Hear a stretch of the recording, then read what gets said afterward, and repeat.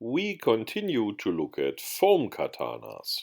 This is the Kitsune clan, a group of sword enthusiasts who like cosplay, reenactment, and historical martial arts. If you have similar interests, feel welcomed.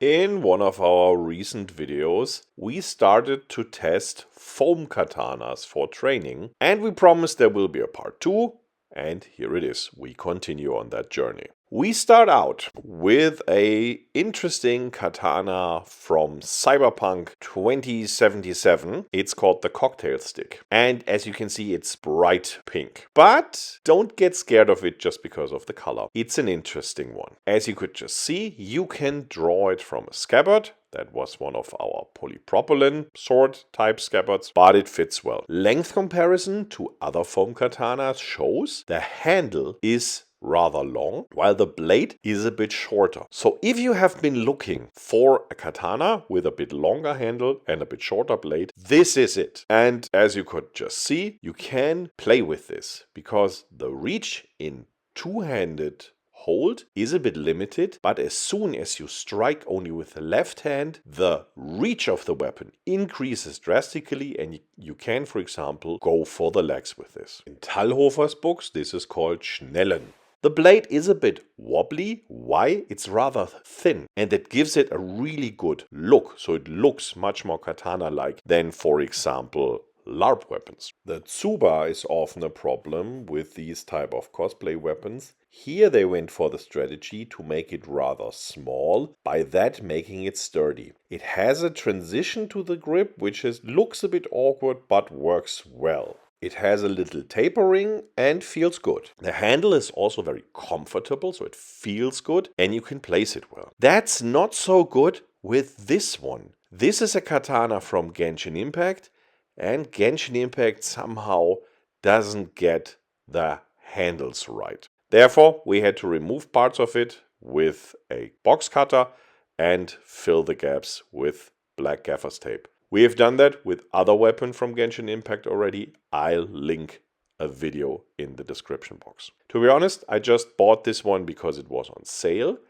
but it's in fact, after removing the too many disturbing parts, an interesting one because it is a bit into the other direction than we just had it with the cocktail stick. The handle is relatively short, but the blade is relatively heavy, so it's a massive one, which means it looks like a very compact and small weapon, but it can pack a punch. And that's of course interesting for training. If you want to have a sword with this specific characteristics and train for these specific characteristics, that is definitely an interesting one. Together with the swords that we had from One Piece or from Demon Slayer, the one now here from Genshin Impact and the one from Cyberpunk 2077, gives us quite some possibilities, varying a bit of the classical lengths. That has been long very difficult with other training weapons. Most of the steel katanas had the same length, most of the bokken had the same length, and most of the polypropylene weapons had the same length. Now, luckily, there is some variation. It's very good to see that on the cosplay side,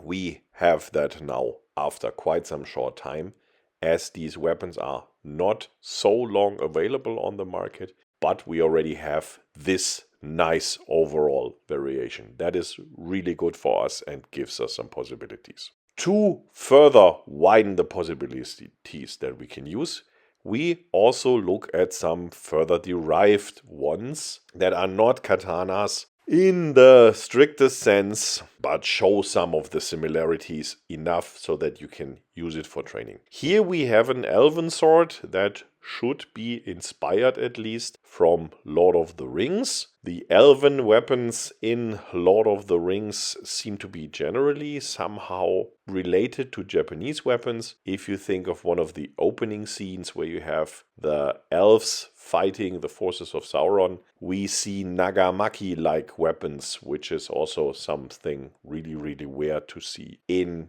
the fantasy context. The elven sword is another type of length. The handle is rather short, the blade is rather short. We don't have a tsuba, but there's a bit of a triangular protrusion, so there's a bit of a hand protection. What is different is the end of the handle, because that is a bit expanding, and so it gives us some additional hold. That makes it, for me, not so easy to hold with two hands, which means this is more for me something like a kokatana, and therefore I would prefer to use it with one hand, and then I would add a wakizashi. And for that, this is a nice play. It works quite well, and I can suggest that this is a useful training tool for this aspect. Coordinating right and left hand, or lead hand and offhand, is not so simple as many people think. There are quite a number of exercises that you can do for improving that, among them classical juggling, playing poi, but of course also Filipino stick fighting, Sinawali type, which means you have two sticks and then you train certain complex patterns to improve that. There's not so much of this, in fact, in many of the classical schools in Japan. At least you don't see a lot of it, although you have katana and wakizashi usually. In the European Fechtbücher you have it a bit with the rapier and the dagger, so there's something to get from it. But in general, a lot of that comes down to playing around, and that's what you can do with this combination. As a side note, also the short-handled katana from Genshin Impact can be well used in this combination. Of course, I can already hear people shouting at me, what about Nitoichi-ryu? What about Bacham Dao? Yeah, there's of course other schools that use two types of blades. I just said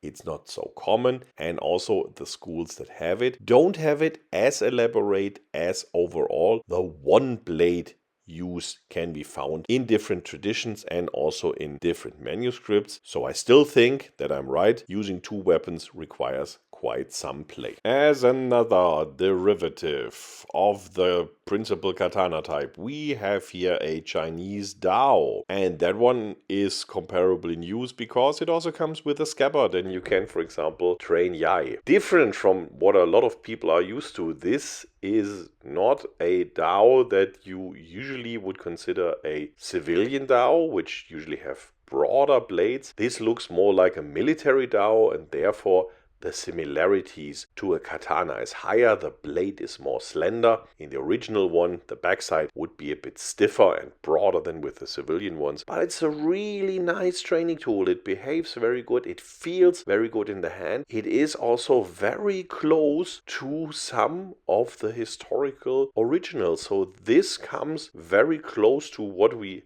would like to see for training with it. Not too far derived fantasy weapon. In fact, there's not a lot of fantasy in this one. And that makes it one of the very, very good ones. Overall, we have seen there's quite some possibilities to use foam weapons for training. Hope we could inspire you with showing all this, and hope to see you around next time.